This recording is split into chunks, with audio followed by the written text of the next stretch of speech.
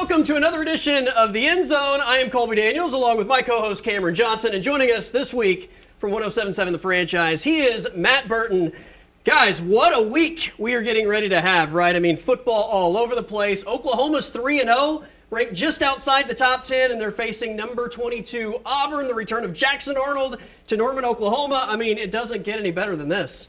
It certainly doesn't, man. From the troubles, we'll call them, of last year, the quarterback that was kind of spearheading the worst offense in OU history is on the other sideline. I mean, there's no other bigger narrative than that right there. Yeah, I mean, this is one of those instances where the game itself is entertaining. It's going to be fun to watch. One of the top offenses against one of the top defenses. But then you add in that element of Jackson Arnold coming back in Norman. I mean, that's a game that I just know is going to be so fun to just take in. You think about the matchup last year. Oklahoma goes on the road. Jackson Arnold was benched, right? Michael Hawkins gets the start. Oklahoma comes from behind in the fourth quarter. The Kip Lewis pick six ultimately puts them over the top. I mean, it was a wild game. And then Michael Hawkins had a couple weeks of starting quarterback play before Jackson Arnold comes back in. And, we all know what happened against Missouri. And then they get the Alabama win. And it was just kind of a wild roller coaster ride. That game last year was a lot of fun. Both teams are much, much better than they were a year ago. And despite, I think, what an interesting matchup this is, the Jackson Arnold storyline has absolutely put a cloud over what the rest of this matchup is, which is unfortunate. But guess what? We're going to fall into the same trap because we have to talk about Jackson Arnold coming back to Norman. And we got to hear from Brent Venables talking about Jackson Arnold coming back to Norman and what he sees from the quarterback of the Auburn Tigers. I think he's the same guy. I think he's got a healthy football team around him, and he's having great success running, throwing, being really efficient. He's taking care of the ball, and the people around him are good. Can't play quarterback by yourself, right? Two things there. First of all, he said, can't play quarterback by yourself. I mean, we understand that. I don't know if it matters who played quarterback for this team a year ago with all the receiver injuries, the offensive line issues. Not many people were going to have success on a consistent basis with what the offense was a year ago. That said, he also said no turnovers so far this year, right? Jackson Arnold had a lot of turnovers last year. And look, Michael Hawkins did as well, right? But that's probably the biggest thing is he's taking care of the ball so far. Yeah, I mean, I think the interesting part about that, like he's the same guy, quote, got a lot of play, but I mean, I think he followed it up. I don't think it was really a dig. It was just, hey, this is kind of what we expected Jackson to look like if the circumstances around him were a lot better. So, I mean, he's done a lot better job this year, watching some of the Auburn games against South Alabama, Baylor, taking care of the football, man. That's kind of all OU fans were asking for last year, and it couldn't happen. But I'm looking forward to OU defense hasn't forced a turnover yet this year, and Jackson Arnold hasn't turned it over. It feels like something is due there. Yeah, it's one of those things in the new world of football. I feel like, it's a fun thing from a fan standpoint to have your former quarterback come back, antagonize him a little bit. But, I mean, like Brent Venables said, it's all love, and, sometimes you have to go to a different place to really find your success. That said, it's going to be fun to watch, especially, the conversation with John Mateer on the other side of the ball. He mentions you can't be quarterback on your own. With the offensive line questions on OU's side, it's going to look really interesting. So Jackson Arnold could be in for a revenge game, so to speak, but hopefully not. We'll see. Well, I think the chess match with Hugh Freeze and Brent Venables in this one is going to be a lot of fun. I don't know if they're going to try to let Jackson do something big early on and maybe shake off the jitters, or if they ease him into the game, maybe they try to run the ball out of the gate and don't put too much on his plate until he settles into the game. Either way, he's going to face, by far, the best defensive front that he's seen this entire year. He's going to face a defensive coordinator that knows what he struggled with a year ago, and simultaneously, I don't think he's the same guy that he was a year ago. There is no way you deal with the adversity that he dealt with last season, and you don't in some way grow from it. So I do think that mentally he's got to be on another level from where he was. Does that level supersede what the OU defense is going to put on the field on Saturday? That's where I maybe have hesitation. Right. I mean, confidence is a very powerful thing. And it looks like Jackson Arnold is playing with a ton of confidence right now. Not so much through the air yet. He's kind of been, just through the air done what he's been asked to, which hasn't been a whole hell of a lot right now. So we will see. I mean, I don't know. I'm expecting a lot of run game. I feel like this might be the Michigan game 2.0. Agreed. Yeah. I mean, you mentioned you don't go through that kind of adversity and not grow from it. Not that the defense defense was pretty good last year, but I mean, they also look super stout right now, one of the top in the country. So it's kind of like both teams have also gotten a little bit better. So I don't know. I mean, how Jackson Arnold will look against, like you said, that's going to be one of his first real tests this season. So we'll see how good both sides really are. It's going to be a great game. You mentioned the pass rush from Auburn. The offensive line struggles maybe for Oklahoma. John Mateer obviously is going to be a big X factor for the Sooners. I spoke with Todd McShay from The Ringer earlier this week, who has done nothing but rave about Mateer since the beginning of the season. And here were some of his comments on the quarterback and what Sooner fans are going to experience with John Mateer all season long. Watching him last year, right, and watching him in that same offensive system with Arbuckle, who comes over as the offensive coordinator, like, it is a wild ride, man. It's like an experience, right? And there's some bad with the good, and you've seen a little bit of that, so far early in the season. But man, does the good outweigh the bad, and the exciting plays and the tempo, the aggressiveness, the competitiveness that he has. I love the way he plays the game. There's going to be some aggressive mistakes, but there's so many aggressive plays that he makes that other quarterbacks around the country are not providing for their offense and for their football team, that when it all shakes out at the end of the game, it's worth it. And it's a roller coaster, and it's not good for your heart. And I'm sure as an OU fan, like, you're going to have moments where you like want to rip your hair out. This guy works as hard as anyone out there. He cares as much, and you can see it in his play, but you hear reports from people in the building. He puts in more time and effort and commitment to this football team and to his brothers that he's playing with, and to what the end goal is than you could ever imagine. And so it's just fun to see on Saturdays when he gets to just go out and do his thing. I think he nailed it with the aggressiveness. John Mateer is ultra aggressive. He's going to take some risks that maybe other guys don't. There will be mistakes, but the good will by far outweigh the bad, and I think that's what we've seen so far. All right, we've got to take a timeout. Matt Burton from 107.7 The Franchise is joining us, along with Cameron Johnson. I am Colby Daniels.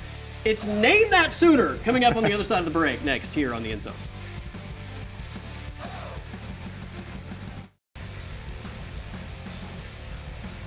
Welcome back to the show, along with Cameron Johnson. I'm Colby Daniels. Matt Bird with 107.7 The Franchise is our guest. All right, we're going to play a little game that I like to call Name That Sooner. So we're going to throw up a graphic. You're going to see the player bio for a specific Sooner. Okay. And you are going to tell me how to pronounce their last name, because I was going through the media guide, and there were some names that I stumbled upon. So I want to see if you guys are as bad as I was in trying to name some of these. So, Matt, we're going to go with you first. Okay. So this is a linebacker, junior, number 7.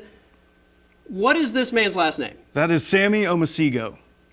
That's how I would say it. All right, let's see what you got.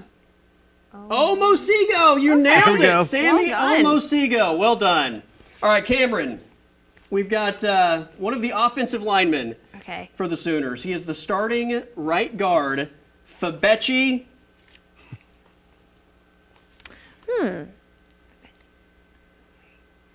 What are you going with here? I'm going to go, is this one of those things where the N is silent? I'm going to say Waiwu or why? Okay, that's close. Yeah. That's close. Let's see what we got. Fabechi Wiwu. Okay, so that was my initial you thought, go. but the AI made me think why, but hey, Until I heard someone else say it, I Yeah. was not aware of the pronunciation of that one. So, yeah, that's a tough one. Right. Yeah. All right, this one, Matt, you I might knew- know. I knew this was coming. You might know. This is Adi Bowerway. Okay. Adi Bawore. Oh. Oh man. Okay. All right. cl- I mean, it was close. It was close. I've listened. I'm going to blame PJ on this. Okay. I've listened to him pronounce his own name multiple times. Oh, you're just doing the accent then, maybe. So I'm doing. I'm just. Yeah. I think Yeah, I'm just he's doing the- that. he's the I'm just extra doing flair. that. You're So using his I'm accent as I'm part shifting of it. blame. I'm shifting Yeah. blame. All right, let's stay on the defensive line because this one is also one that tripped me up. Okay. Let's see. Loloea. Close. It is Lolohea. Okay. Lolohea. Okay. I thought it would be Lolohea, but yeah. I mean, you were really close. I'll All take right, it. Cameron, this is one I would assume you already know. Oh, Matt, one of the new wide receivers Yes. from Arkansas. I've heard it. Isaiah Satania.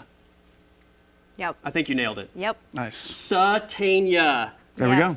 I The remember. G is silent. I remember when I first heard that name, everyone, even the coaches were calling him Sategna, and Yeah, everyone yeah. was like, how do you actually say it? And then, I just called him the transfer from Arkansas for most Fair of the enough. summer. That works. So, That yeah, works. there you go. All right, starting center, Troy Everett now out for the season. Jake, who is now the starting center?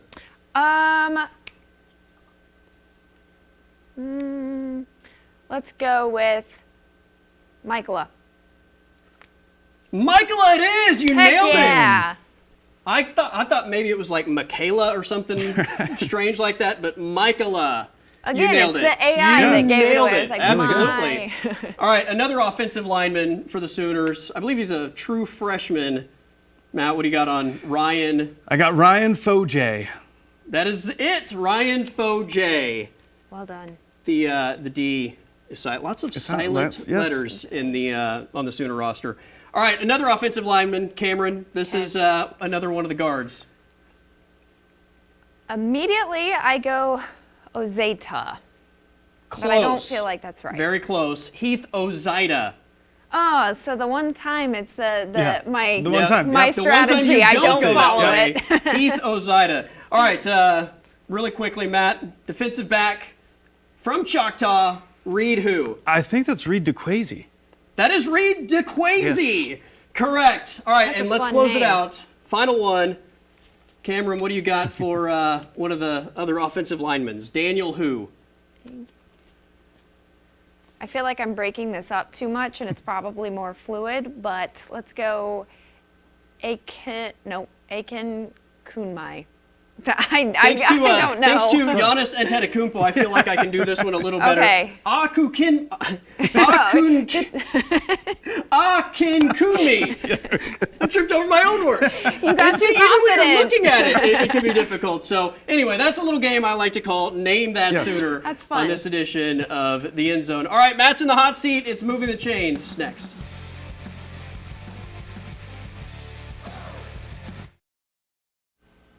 All right, welcome back to the show. It is time for Moving the Chains. Matt Burton from 107.7 The Franchise is our guest. Matt is no stranger to Moving the Chains. You've done this twice now, so this have. is trip number 3 to Moving the Chains. The first time was probably the closest we've Yeah. ever been to somebody not, in fact, moving the chains. So you did redeem yourself. I did, but first the second impressions time are around, but everything. First impressions last yeah. a long, long time, so hopefully we can put that in the rearview mirror. All right, 1st and 10. Should OU fans boo Jackson Arnold? I've heard this debated all week long. Right. Yes. He is the opposing quarterback coming into Owen Field. Yeah, you boo the opposing team. Yeah, it's kind of like the storming the field thing. It's like, oh, act like you've been here before, be classy, but it's fun. I'm going to go, let's go pick up a 4 on that one. Okay, I like it. it. Like, I don't think you have to necessarily just be like, oh, look, it's Jackson Arnold. Boo! Right. Yeah. But you're not going to cheer for the opposing No. quarterback, and if he's Right. doing something, you're going to be like, no, I'm not rooting for that guy. Like, Exactly. You can root for him after the game's over. You can hope that he has a great career, but if he's playing your team, you don't root for that guy. This isn't the Dallas It's like Mavericks. when Russell Westbrook Yeah. was here with the Denver Nuggets in the playoffs, and Yeah. people were like, I want to see Russ have success. Right. No! He's playing against your team. That's so insane to me. All right, 2nd and what, 6? Second and All right, 6. 2nd and 6. Start one, bench one, cut one. Nico Iamaleava, DJ Lagway, Arch Manning. Okay. I think I have to cut Nico Iamaleava. We got to cut him. I will bench Arch Manning, and I'll start DJ Lagway. I know he had a rough one. I mean, 5 interceptions. 5 interceptions. But that dude is still, 7-2 now overall, I believe, as a starter at Florida. Kind of saved Billy Napier's job last year, throughout the end of last year. So I'm still kind of a DJ Lagway believer, even though that stock is way down right now. 5 interceptions. 5 interceptions. Yeah, I think the only difference I go is maybe start Arch. I mean, they're both, I don't know. They're undefeated. I'll go- I mean, You got Texas the- is I undefeated. think we all agree you got the cut right, for sure. Yeah, yeah. Yeah, Nico, I'm sorry. absolutely, absolutely. Let's go gain of 3. Okay. All right, there we That's go. fine. 3rd Yeah. and manageable, right? Yeah. 3rd and 3. All right, there have been 21 quarterbacks that have started a game for Oklahoma since 2000. Actually, I should ask, how many of those guys have only played at OU? Have only played at OU. Wow. Okay. So since no transfers. 2000. Since 2000. There have Since been 2000. 21 All right. starters. Jason White, Sam Bradford, Nate Hibble. No. Oh, Nate Hibble Nate played Hibble somewhere. started at Is it- Georgia before he Okay. came to Okay. All Oklahoma. right. There we go. See, I was a little lad Yeah, whenever Nate, yeah. Nate Hibble was taking snaps. Man, how many? I mean, it hasn't been one since what, Landry? Right? Like, gonna say- has there been one since Landry that just started a game? A few. A few. A Really? few. All right, you ready for the list? I'm ready. All right, Jason White, Yeah. Paul Thompson, Yep. Sam Bradford, Landry Jones, Blake Bell, Right. Yeah. Blake Bell. Cody Thomas, Yep. and Michael Hawkins. Wow. Okay. Yeah. yeah. That's really good. But really 14 good. of the 21 quarterbacks to start a game at OU since 2000 are guys that either transferred from somewhere else to Oklahoma Yeah. or played at OU and then went somewhere else. It's know. pretty crazy. I mean, you think that the portal thing is like a Right. new thing, but it's been going on. I mean, 14 of 21 is that's- a big, big number. I was expecting you to Yeah. keep reading names off longer than you did, for sure. All right, what are we going with? Well, how many of those did you get? Like Three? four, I three, think you got three, Three, four? yeah, something like that. I mean, that's pretty not solid. bad. I'll give you the first down on Okay, that one. first thank you. down. Let's There we go. All right, now Yeah. you're playing with house money. So one more before we get out of here. Replace your hands with kitchen utensils. What are your selections? Okay, fork, I think, for sure has to be one of them. Okay, Right, fork? a fork on one hand. Okay, just fork on one I hand. mean, if you want to go double forks, you could. You got double forks. Let's see, fork and a steak knife, man. Fork Okay. and a steak knife. Okay. The only thing you might run into is if you need like liquids. I don't know, but I mean, you're gonna have that issue no matter what. yeah, There's that's gonna be true. something wrong. I mean, that's the basics. Yeah. Let's just pick up a 3. That's good. All Hey, right, there you I'll go. take I mean, that. We'll there's, take that. there's a Give lot of me, room give for me a debate. knife and a ladle, and I feel like I will have yeah. everything that You I need can- to accomplish. I can stab food, put it in my mouth if I need to with the knife. So. You should have gone sport. And if somebody attacks me, Should've gone sports. I'm coming You're out right. there as well. All right, we've got to take a timeout. Game picks on the other side of the break. This is the End Zone. In the bag, pick of the week. All right, it's time for game picks. Hopefully, you guys are more successful than the start of my game picking season. It's been a complete disaster, so my apologies to the 5 teams that I'm going to pick today. Hopefully, I can buck the trend. Some people are calling this the game of the weekend. 2 undefeated teams ranked in the Big 12, Tech at Utah. I'm going Utah on this one. I think the home field advantage, it will be a close one, but I think that Utah is just, they've got the slight advantage, and sometimes gut feeling instinct takes over. That's where I'm at. I like the home field advantage. I'm going Texas Tech plus 3.5 though. The half point I think is doing a lot for me right there. And Texas Tech spent a lot of money on this defense and they have looked really good so far. So I'm going with the Red Raiders. Either great minds or terrible minds think alike, because I'm with you on the half point. That the hook got me on the Tech side. I think these are 2 really close teams, and I'm taking the points in this matchup. I think it's a really close matchup. All right, game number 2, South Carolina questionable with Lenora Sellers at Missouri. Yeah, so this is all if Lenora Sellers plays into his ability. I think Missouri wins this one, but I think South Carolina makes it closer than people are expecting. And the Gamecocks are 4-0 recently against ranked opponents in the regular season. We'll see if they can keep that up. But yeah, I think they keep it close. Missouri wins. I'm going Missouri. It feels like soap is in my mouth saying this, but I think Eli Drinkwitz has a pretty good team this season. Ahmad Hardy leading the SEC in rushing. I mean, he has looked really good, the transfer from ULM. So give me the Tigers. Missouri at home, maybe the surprise of the SEC. Give me the Tigers, and like Cameron, I'm basing that on Lenora Sellers maybe not being 100% or not playing. So we'll see how that ultimately shakes out. Another big matchup in the Big 12, Arizona State at Baylor. I think this one comes down to Arizona State having a really good run game and Baylor not having the greatest run defense. I mean, it is going to be a little closer, but I'm going Sun Devils. I'm going Baylor in this one, minus 2.5 again, at home. Arizona State, I'm sorry, you cannot lose to Mississippi State and have me take you seriously.